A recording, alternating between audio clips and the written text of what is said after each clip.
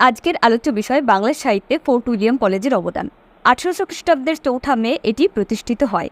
এর উদ্দেশ্য ছিল বিলেত থেকে আগত সিভিলিয়ানদের এদেশের ভাষা ও সাহিত্য সম্পর্কে শিক্ষিত করা। এখানকার পণ্ডিতদের মধ্যে উইলিয়াম কেলি রচিত গদ্যগ্রন্থ কথোপকথন ও ইতিহাসমালা, রামরাম বসু রচিত গদ্যগ্রন্থ রাজা প্রতাপাদিত্য চরিত্র এবং লিপিমালা। এই রাজা প্রতাপাদিত্য চরিত্র বাংলা ভাষায় লেখা প্রথম মৌলিক গ্রন্থ। মৃত্যুঞ্জয় বিদ্যালঙ্কার রচিত গদ্যগ্রন্থ 32 সিংহাসন, হিতোপদেশ, রাজাবলী, প্রবোধ চন্দ্রিকা, এছাড়াও তিনি ছদ্মনামে বেদান্ত চন্দ্রিকা রচনা করেন। অন্যান্য লেখকগণের মধ্যে গোলকনাথ শর্মা রচনা করেন হিতোপদেশ। তারিণীচরণ মিত্র রচনা করেন ওরিয়েন্টাল ফেবুলিস্ট। রাজবিলোচন মুখোপাধ্যায় রচনা করেন মহারাজ কৃষ্ণচন্দ্র রায়স্য চরিত্র। চণ্ডীচরণ মুন্সির তোতার ইতিহাস।